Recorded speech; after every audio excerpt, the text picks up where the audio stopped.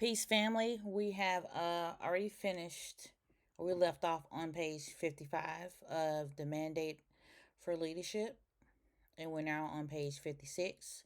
It starts off with White House Office Rick Dearborn. From popular culture to academia, the American presidency has long been a prominent fixture of the national imagination, and naturally so since it is the beating heart of our nation's power and prestige. It has played, for instance, a feature role in innumerable movies and television shows and has been prodded, analyzed, and critiqued by countless books, essays, and studies. But like nearly everything else in life, there is no substitute for firsthand experience, which this manual has compiled from the experience of presidential appointees and provides an accessible form for future use. With respect to the presidency, it's best to begin with our Republic's foundational document. The Constitution gives the executive power to the president. It designates him as a commander in chief and gives him the responsibility to take care that the laws be faithfully executed. It further prescribes that the president might seek the assistance of the principal officer in each of the executive departments. Beginning with George Washington, every president has been supported by some form of White House office consisting of direct staff officers as well as a cabinet comprised of department and agency heads. Since the inaugural administration of the late 18th century, citizens have chosen to devote both their time and their talent to defending and strengthening our nation by serving at the pleasure of the president. Their shared patriotic endeavor has proven to be a noble one, not least because the jobs in what is now known as the White House office are among the most demanding in all government. The president must rely on the men and women appointed to the White House office. There simply are not enough hours in the day to manage the affairs of state single handedly. So, delegation is not just advisable, it is essential. The decisions that assistants and senior advisors make will directly impact the administration, its legacy, and, most important, the fate of the country. Their agenda must therefore be the president's agenda. Choosing who will carry out that agenda on a daily basis is not only one of the first decisions a president makes in office, but also one of the most critical. The tone and tempo of administration are often determined on January 20th. Chief of Staff. As with most of the positions that will be covered in the first chapter, the Chief of Staff is also an assistant to the President. However, the Chief is truly among equals. Of all presidential staff members, the Chief is the most critical to implementation of the President's vision for the country. The Chief also has a dual role as manager of the staffs of both the WHO and Executive Office of the President, EOP. The Chief of Staff's first managerial task is to establish an organizational chart for the WHO. It should be simple and contain clear lines of authority and responsibility to avoid conflicts. It should also identify specific points of contact for each element of the government outside of the White House. These contacts should include the White House liaisons who are selected by the Office of Presidential Personnel, PPO. Receiving guidance from the president, the chief endeavors to implement the president's agenda by setting priorities for the WHO. This process begins by taking stock of the president's campaign promises, identifying current and prospective opportunities, and then delegating policy priorities among the departments and agencies of the cabinet and throughout the three White House policy councils. They are the National Economic Council, NEC, the Domestic Policy Council, DPC, and the National Security Council, NSC. The president is briefed on all of his policy priorities by his cabinet and senior staff as directed by the chief. The chief, along with senior WHO staff, maps out the issues and themes that will be covered daily and weekly. The chief then works with the policy councils, the cabinet, and the Office of Communications and Office of Legislative Affairs, OLA, to sequence and execute the rollout of policies and announcements. White House counsel and senior advisors and senior counselors are also intimately involved. All senior staff report to the chief of staff either directly or through his two or three deputies, unless the president determines that a particular assistant to the president reports directly to him. Most chiefs have interacted directly with cabinet officers and a select number of direct reports. In most cases, the direct reports to the chief are his two or three deputies, the communications director, PPO director, White House counsel, and senior advisors. Occasionally, the Office of Public Liaison, OPL, the Cabinet Secretary, and Intergovernmental Affairs, IGA, also report directly to the chief. Usually, however, they report instead to a deputy chief of staff. The chief of staff's main challenge is time management. His use of his deputies' meetings with senior staff and direction provided to the WHO must all balance with the daily needs of the president. A successful chief steers the West Wing using his management of and influence with the various individuals and entities around him. It goes without saying that selecting the right person to be chief is vital. Deputy Chiefs of Staff. In recent years, presidents typically have appointed two deputy chiefs of staff: a deputy chief of staff for management and operations, and a deputy chief of staff for policy. There also have been other types of deputy chiefs whose roles have included, for example, overseeing strategy, planning, and implementation. Chiefs of staff have then occasionally appointed a principal deputy chief to be in charge of guiding decision making, organizational structure, and information flow. Principal deputy chiefs of staff. Not all chiefs of staff have tapped into principal deputy. A major reason is that doing so adds another layer of command complexity. When principal deputies have been installed, their roles have varied based on the needs of particular chiefs. Most principal deputies have functioned as doorkeepers, sorting through action items, taking on those that can be handled at their own level, and passing up others that truly require the attention of the chief of staff or the president. Principal deputies also have assumed control of the scheduling functions, normally under the operations deputy, and have worked directly with the policy councils at the direction of the chief of staff. The OPL and Office of Political Affairs also have reported to a principal deputy. Deputy Chief of Staff for Management and Operations. The Deputy Chief of Staff for Management and Operations oversees the President's schedule and all logistical aspects of his movement within and outside of the White House. For example, both air travel on Air Force One and Marine One and ground transportation.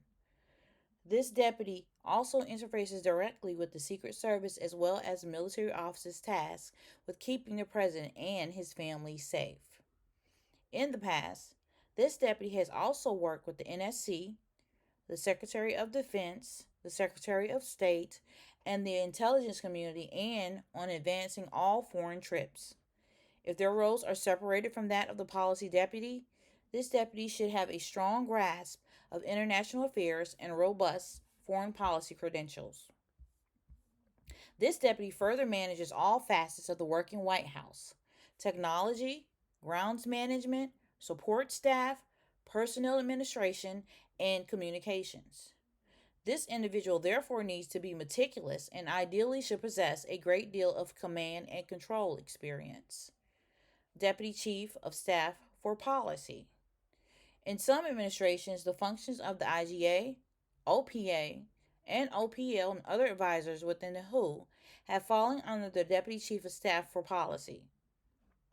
For conservatives, this arrangement could help to connect the WHO's outreach to political and external groups and be a strong conduit for state and local elected officials, state party organizations, and both grass top and grassroots groups. This deputy chief works directly with the chief of staff, cabinet officers, and all three policy councils to support the development and implementation of the president's agenda. This deputy chief should therefore have impressive policy credentials in the realm of economic, domestic, and social affairs. Senior advisors. Presidents have surrounded themselves with senior advisors whose experience and interests are not necessarily neatly defined. In recent administrations, senior advisors have been appointed to offer broad guidance on political matters and communication issues. Others have acted as czars for specific projects or policy areas. The most powerful senior advisors frequently have had a long personal relationship with the president and often have spent a significant amount of time with him within and outside of the White House. They have been asked not only to provide guidance on a variety of political issues, but also to offer instruction on communicating with the American people and the media. In a number of administrations, new offices or councils have been created to support senior advisors. For the most part, their functions have been duplicable, duplicative or overlapping, as a result of which these offices have tended to be short-lived. Even so, senior advisors should be provided the staff and resources that their portfolios require.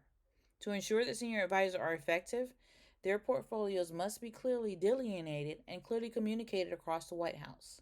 This, too, is a responsibility of the Chief of Staff. Office of White House Counsel.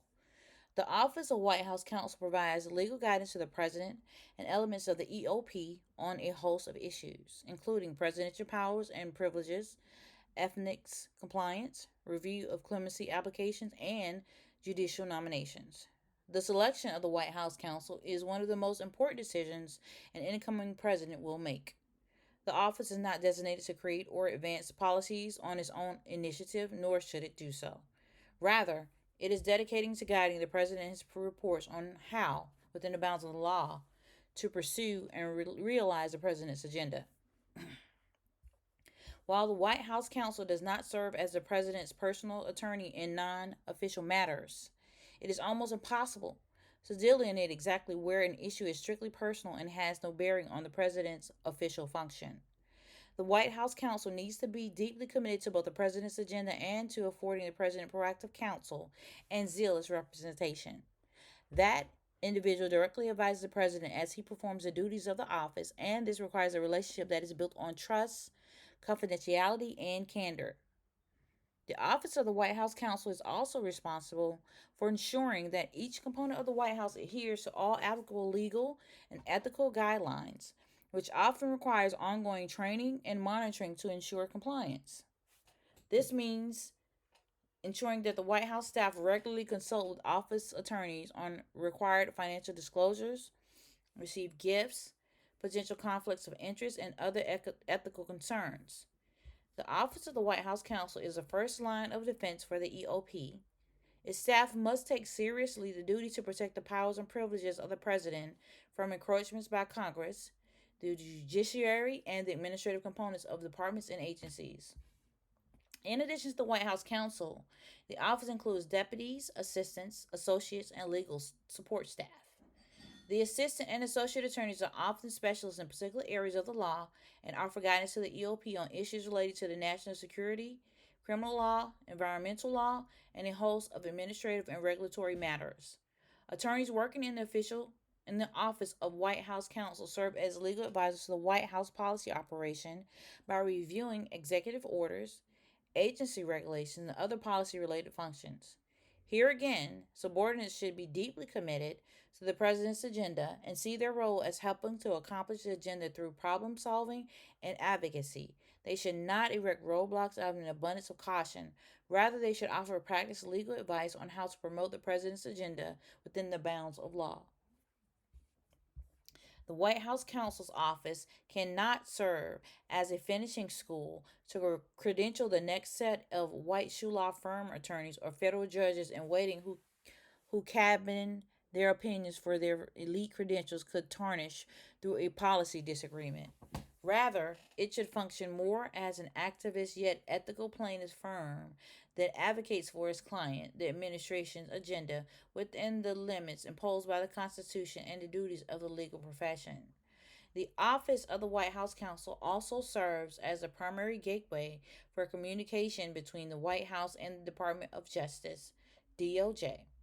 Traditionally, both the White House Counsel and the Attorney General have issued a memo requiring all contact between the two institutions to occur only between the Office of White House Counsel and the Attorney General or Deputy Attorney General.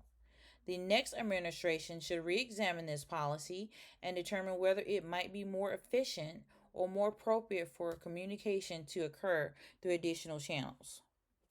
The White House counsel also works closely with the DOJ Office of Legal Counsel to seek opinions on, for example, matters of policy development and the constitutionality of presidential power and privileges, and with OLA and the DOJ Office of Legal Policy on presidential judicial nominees. A new president takes office, he will need to decide expeditiously how to handle any major ongoing litigation or other pending legal matters that might present a challenge to his agenda. To offer guidance, the White House counsel must get up to speed as quickly as possible on all significant ongoing legal challenges across the executive branch that might affect the new administration's policy agenda, and must be prepared at the outset of the administration to present recommendations to the president, including recommendations for reconsidering or reversing positions of the previous administration in any significant litigation. This review will usually require consulting with the new political leadership at the Justice Department, including during the transition period. No day is predictable at the White House. Therefore, to handle the pace and volatility of affairs, the Office of White House Counsel must offer measured legal guidance in a timely manner. This often means foregoing law review style memos about esoteric legal concepts and instead quickly providing high level yet incisive guidance. Due to evolving world events, domestic affairs, and political pressures, the office often faces legal questions for which there may be a wealth of precedent.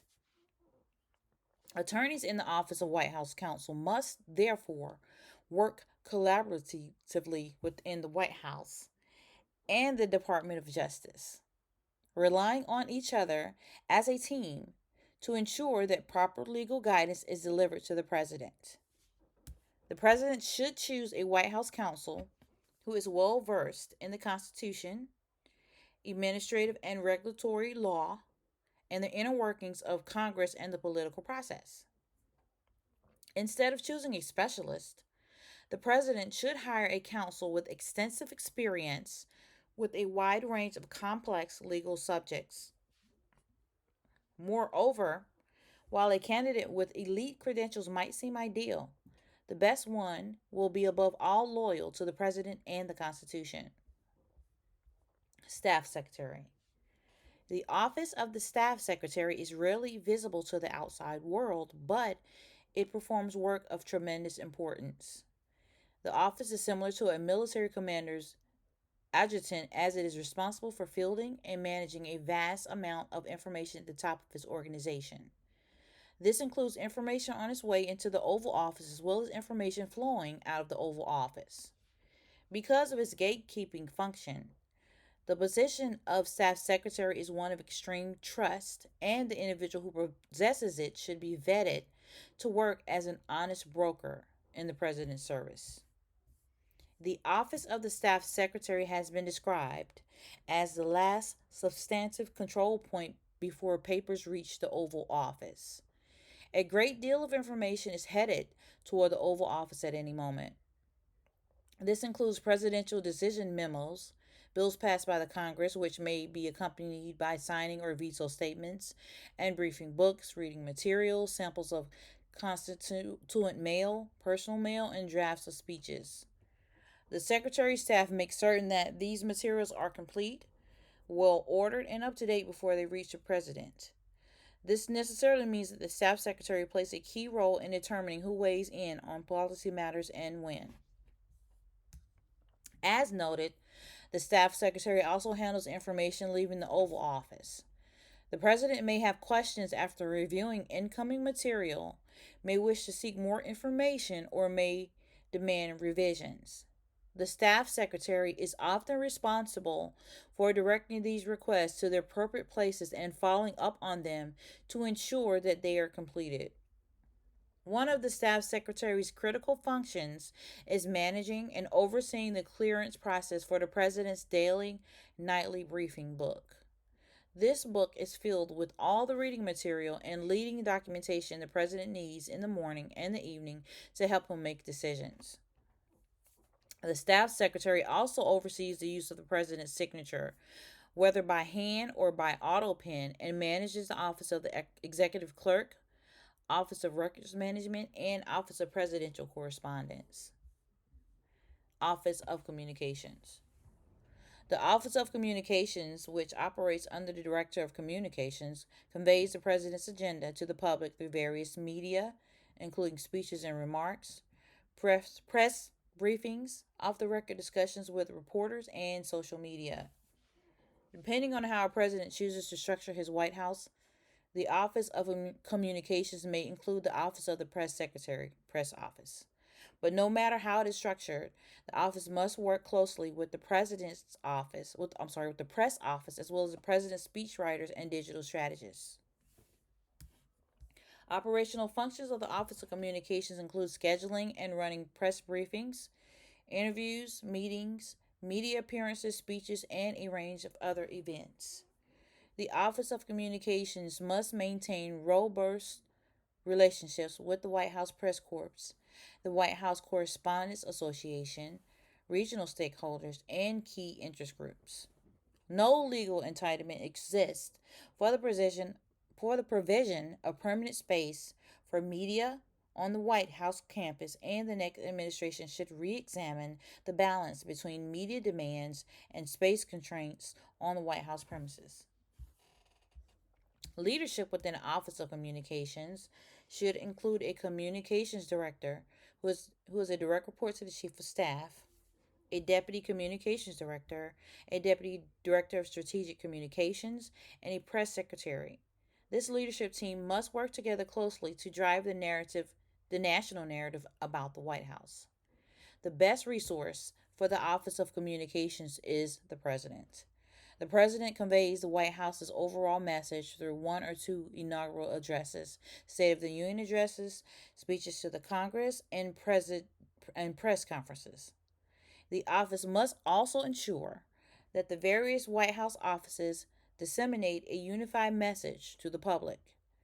The communications director and press secretary, in particular, should be careful to avoid contradicting the president or delivering conflicting information.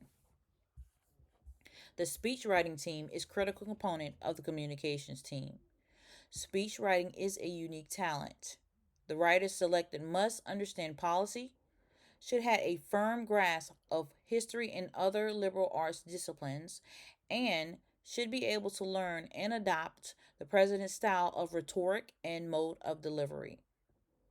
The press secretary is the president's spokesperson, communicating to the American people through the media. The press secretary engages with the White House press corps formally through press briefings and informally through impromptu gaggles and meetings. Individuals who serve in this role must be quick on their feet, which means, when appropriate, deftly refuting and rebutting correspondence questions and comments.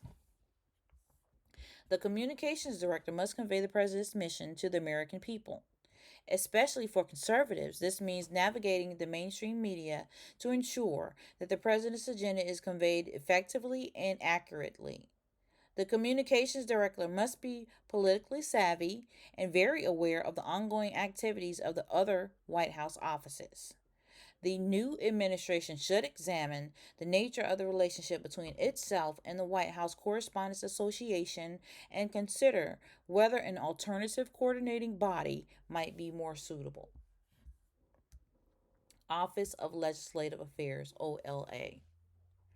Created by President Dwight Eisenhower, the OLA has continued to serve as the liaison between the White House and Congress.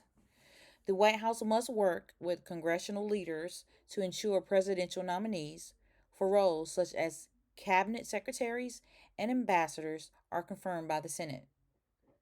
The White House also relies on Congress to enact forms promised by the president on the campaign trail, whether those promises relate to health care, education, or national defense.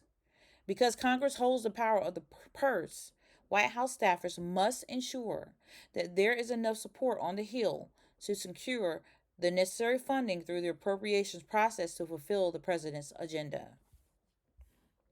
The OLA reports directly to the Chief of Staff, and in some administrations have done so under the guidance of a Deputy Chief of Staff, usually the Deputy Chief for Policy. Regardless of the person to whom the OLA reports, however, the office exercises a certain autonomy on behalf of the President and the Chief of Staff in directly influencing congressional leaders of both major political parties. The OLA often must function as a mediator among the parties and find common ground to facilitate the successful enactment of the President's agenda. As is the case with many White House offices, but especially the Office of Communications, the OLA must ensure that congressional leaders receive one unified message. If other actors within the White House maintain their own relationships with congressional leaders and staffers, it may appear that the president's agenda is fractured and lacks consensus. This dynamic has caused real problems for many presidents in the past. Internally, OLA staffers need to be involved in policy discussions, budget reviews, and other important meetings. They must also provide advice to policy staffers regarding whether certain ideals are politically feasible. Externally, OLA staffers have to communicate continuously with congressional offices of both parties in both the House and the Senate to ensure that the president has enough support to enact his legislative priorities or sustain votes. The OLA requires staffers who are effective communicators and can provide a dose of reality to other White House staffers when necessary. Although a policy proposal from within the White House may be a great idea, OLA staffers must ensure that it is politically feasible. OLA staffers must therefore be skilled in both politics and policy. Furthermore, the president should seek out individuals who can advance his agenda and at the same time forge pathways with members of the opposing political party on other priorities. Most important, the OLA must function as a well oiled machine, precisely synced. The president cannot afford to have a tennis player on, much less as the leader of his football team. Office of Presidential Personnel, PPO. The political axiom that personnel is policy was popularized under President Ronald Reagan during the 1981 presidential transition. One of the most important offices in the White House is the PPO, which was created under President Richard Nixon to centralize political appointments. Departments and agencies had and still have direct legal authority on hiring and firing, but the power to fill Schedule C positions, the core of political jobs, is vested with the president. Therefore, the White House, not the department or agency, has a final word on political appointments. PPO's primary responsibility is to staff the executive branch with individuals who are equipped to implement the president's agenda. Although its focus should be identifying and recruiting leaders to fill the approximately 1,000 appointments that require Senate confirmation, PPO must also fill approximately 3,000 political jobs that require dedicated conservatives to support the administrator's political leadership. Frequently, many medium tier or top tier jobs have been filled by policy experts tasked with accomplishing much of the work of the administration. At the same time, appointees in the entry level jobs have brought invaluable energy and commitment to the White House and have proved to be the farm team for the conservative movement. The Office of Presidential Personnel is responsible for identifying potential political personnel both actively through recruitment and passively by fielding resumes and adjudicating requests from political actors, vetting potential political personnel by conducting political background checks and reviewing any clearance and fitness assessments by departments and agencies, making recommendations to the president and to other appointment authorities on behalf of the president, identifying identifying programmatic political workforce needs early and developing plans. For example, Schedule F. Maintaining a strong relationship with the Office of Personnel Management, OPM, both for operational purposes and to effectuate the President's direct Title V authorities. The president is in charge of the federal workforce and exercises control principally by working with the director or of the Office of Personnel Management, training and connecting political personnel, playing bad cop in a way that other White House offices cannot, including services as the office that takes direct responsibility for firing and hirings, serving as a personnel link between conservative organizations and the executive branch. In most administrations, PPO will staff more than 100 positions during a transition and thousands of non career positions during the president's first term. Direct authority and a strong relationship with the president are necessary attributes for any PPO director.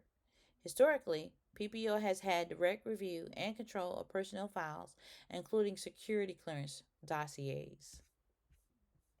At the highest level, PPO is tasked with long term strategic workforce development.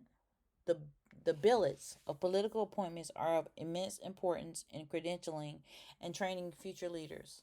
In addition, whatever one's view of the constitutionality of various civil service rules, for example, the Federal Vacancies Reform Act of 1998, might be, it is necessary to ensure that departments and agencies have robust cadres of political staff just below senior levels in the event of unexpected vacancies.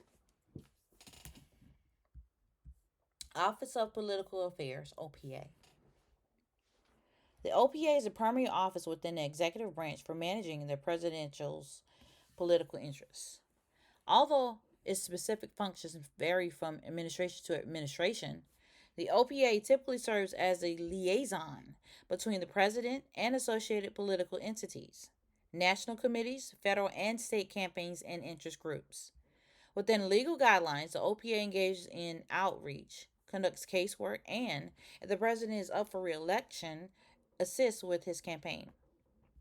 The OPA may also monitor congressional campaigns, arrange presidential visits with other political campaigns, and recommend campaign staff to the Office of Presidential Personnel for service in the executive branch. The OPA further serves as a line of communication between the White House and the president's political party. This includes both relaying the president's ambitions to political interests and listening to the needs of political interests. This relationship allows for the exchange of information between the White House and political actors across the country.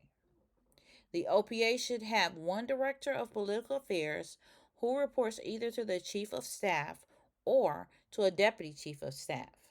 The OPA should also include various deputy directors, each of whom is responsible for a certain geographical region of the country.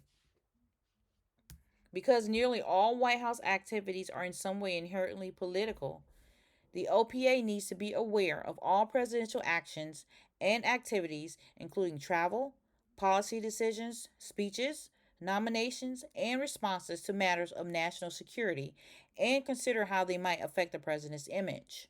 The OPA must therefore have a designated staffer who communicates not only with other White House offices but also with the cabinet and executive branch agencies.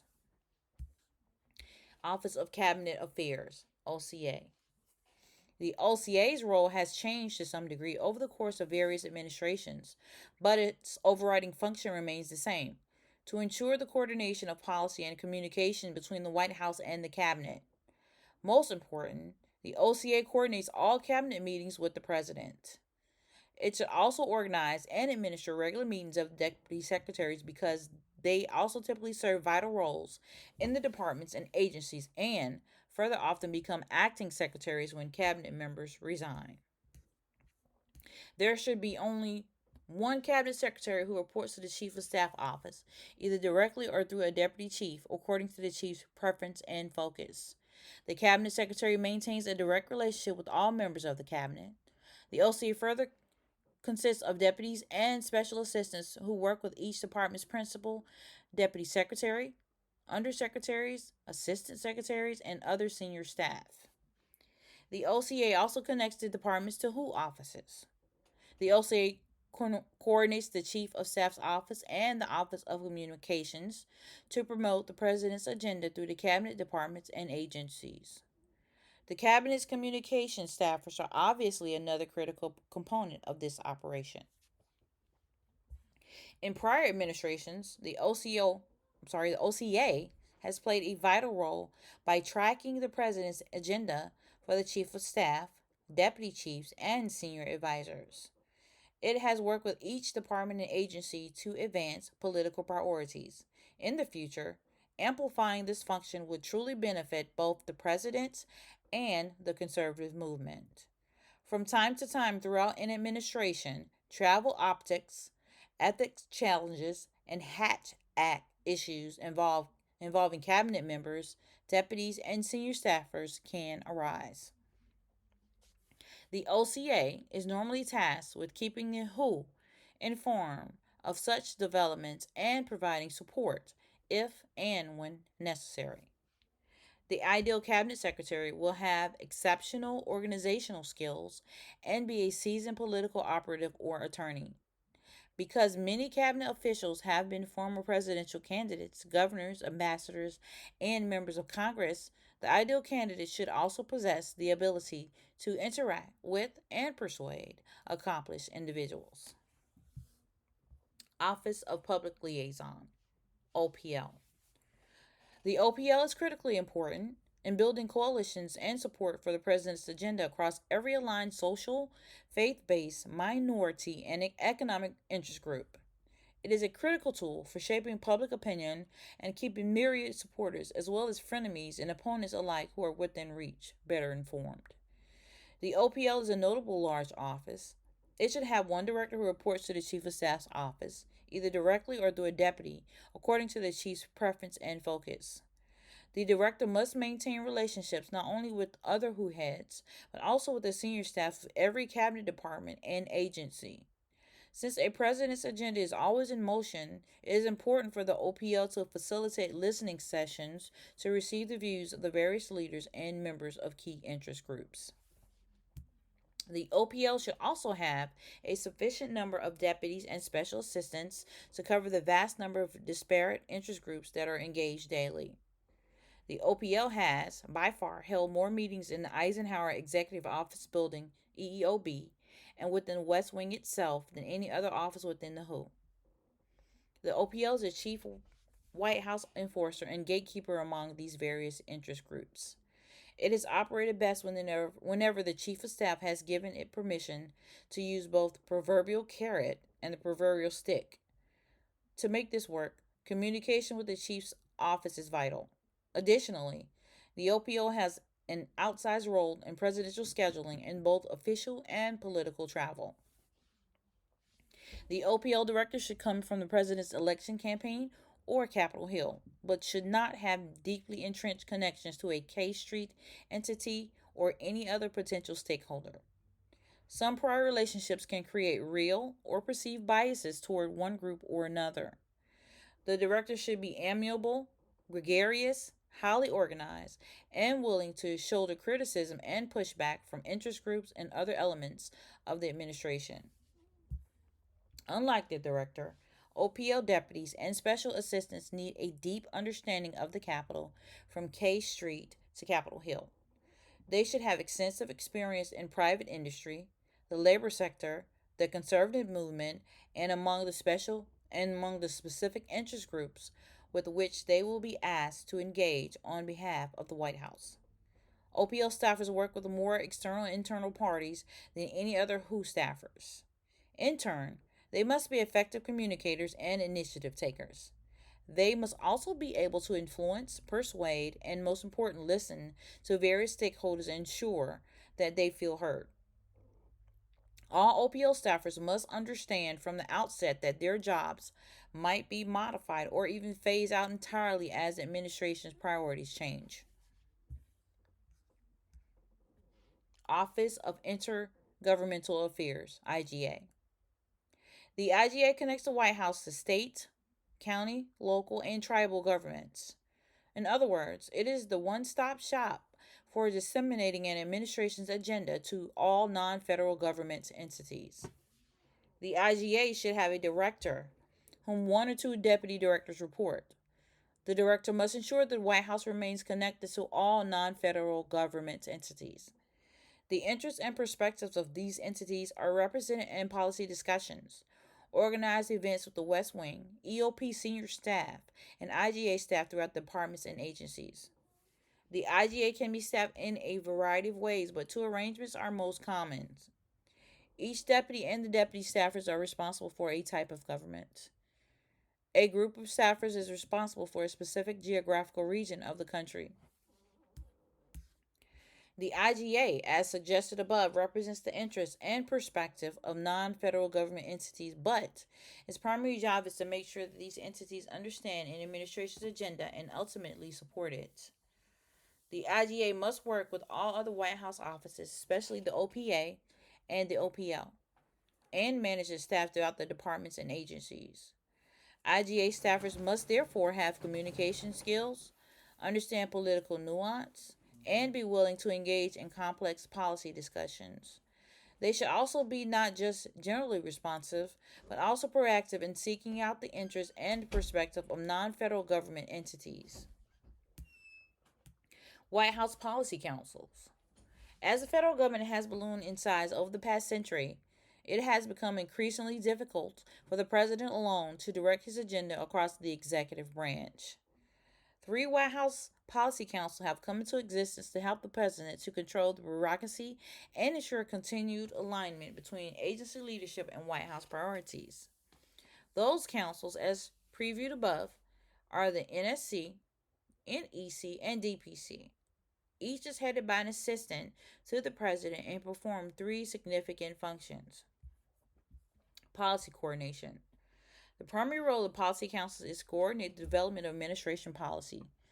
This frequently includes developing significant legislative priorities, coordinating policies decisions that impact multiple departments and agencies, and at times coordinating policy decisions within a single department or agency.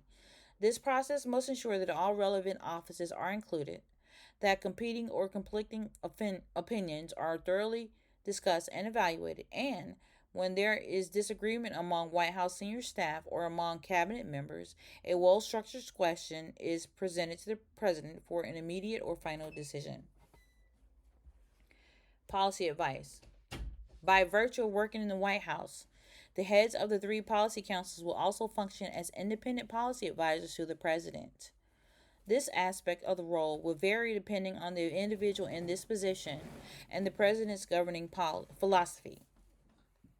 Incumbents have ranged from honest brokers who mostly coordinate and ensure that all opinions are fairly presented to the president to policy deciders who largely drive a given policy topic on behalf of the president. Policy implementation. The policy councils also manage and mediate the implementation of previous policy decisions. Implementation of a new statute or an executive order frequently takes years and involves many distinct and more granular policy decisions along the way. It is essential to have a centralized process for evaluating and coordinating these decisions, especially if they involve more than one cabinet department or agency with differing opinions on the best approach for securing the president's goals. The above functions have recently been managed by policy councils through a tiered interagency policy process. This process helps to identify differences of opinion and reach a decision without having to take every issue to the president. It can be used to address a single question or monitor a recurring issue on an ongoing basis. Typically, the process involves multiple cabinet departments and agencies that have a pertinent role, policy interest, or disagreement. Each policy council's process could involve the following committees: Policy Coordinating Committee, PCC. A PCC is led by a special assistant to the president from the Policy Council and includes political assistant secretary level experts from the relevant departments, agencies, or offices.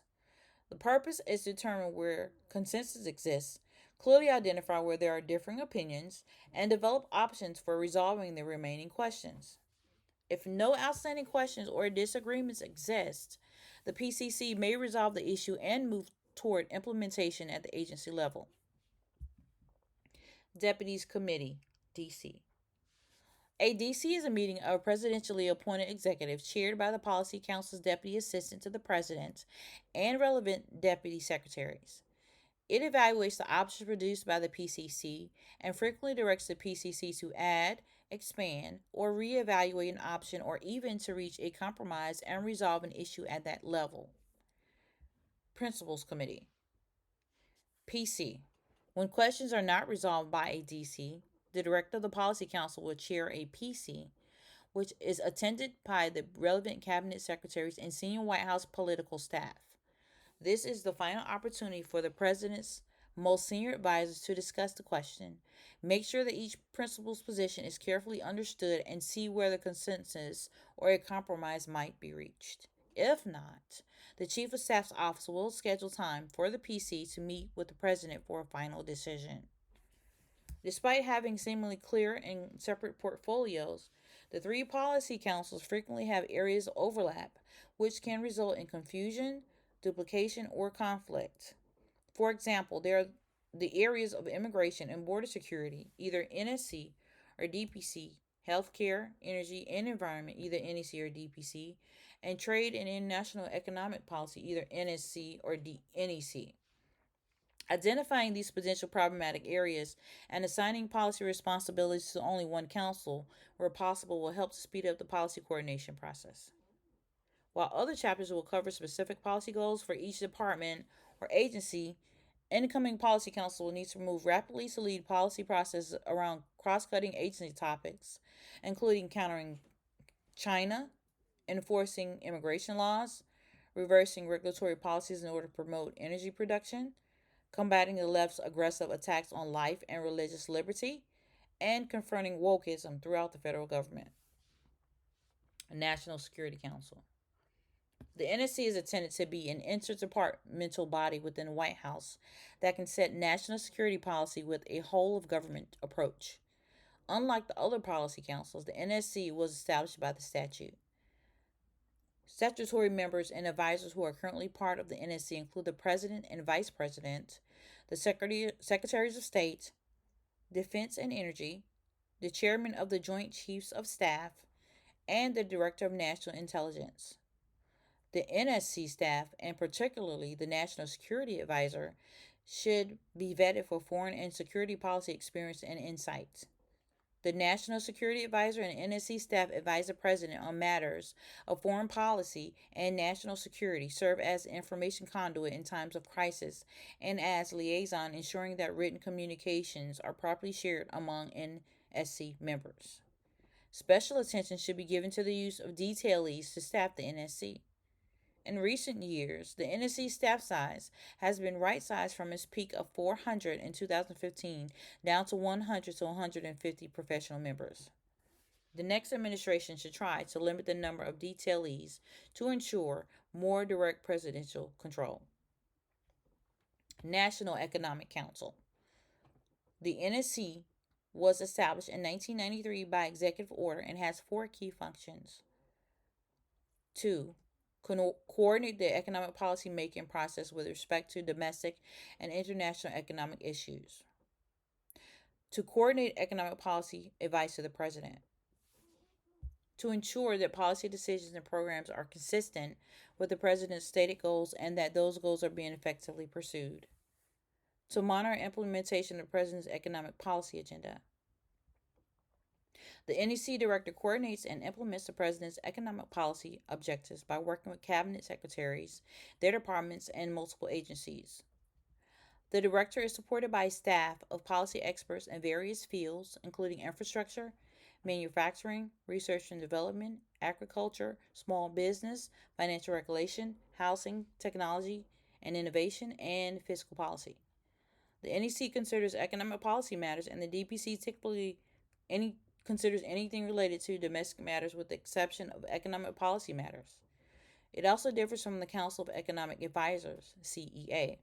Whereas the NEC is in charge of policy development, the CEA acts as the White House's internal research arm for economic analysis.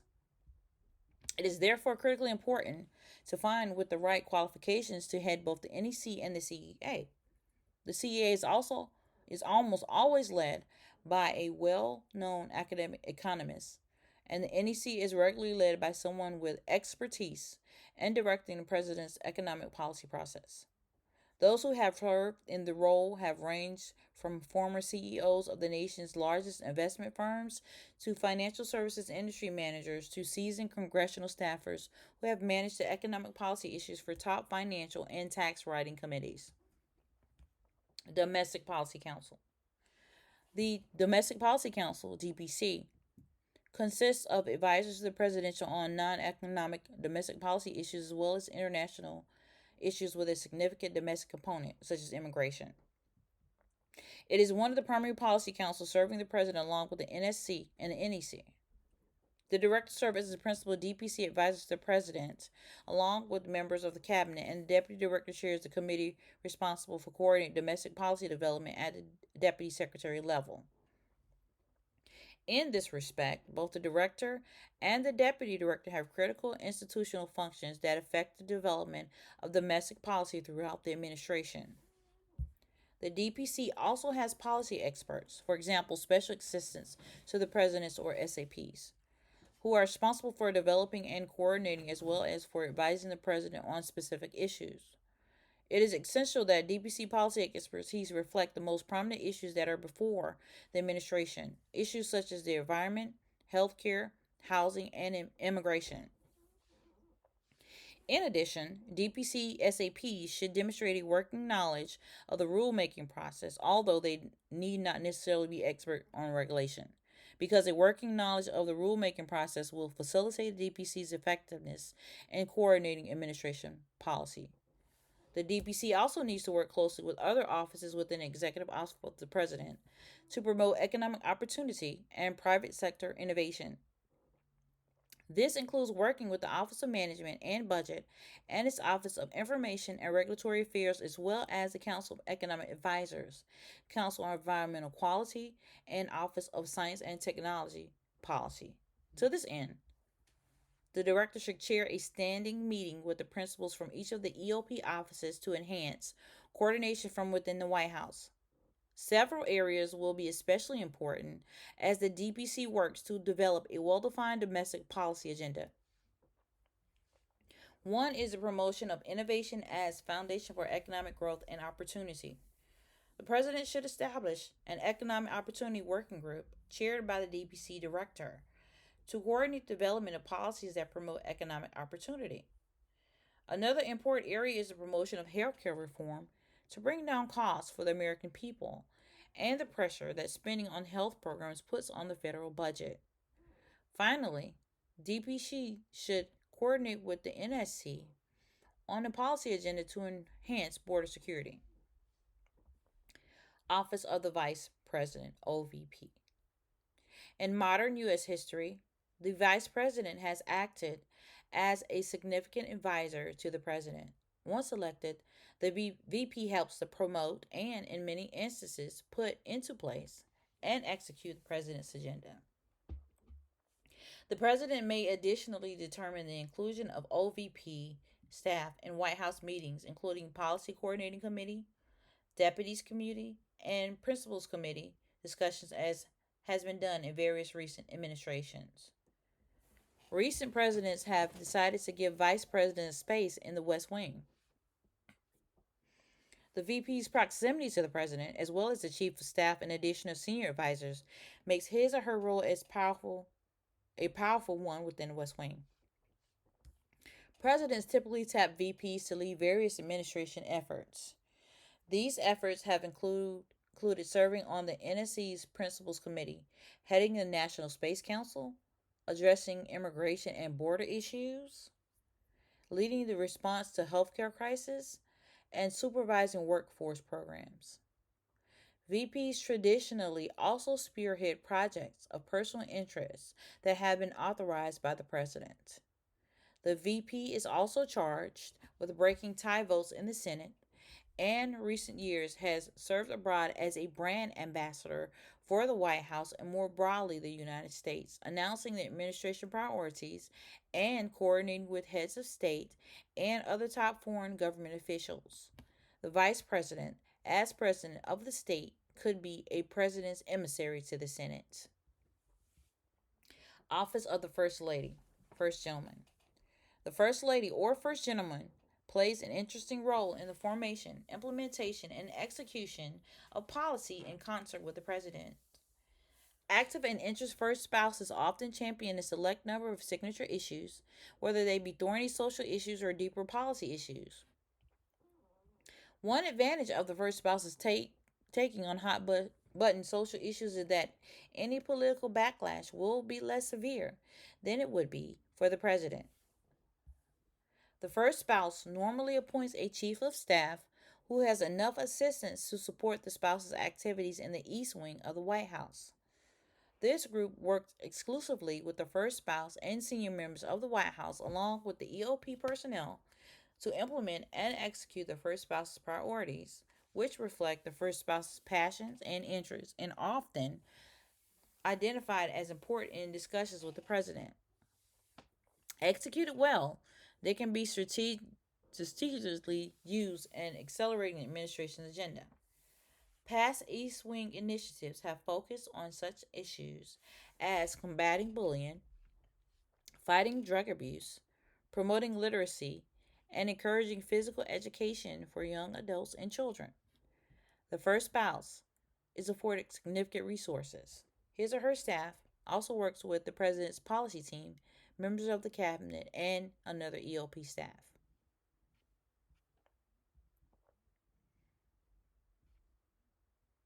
And then it has the author's note at the end.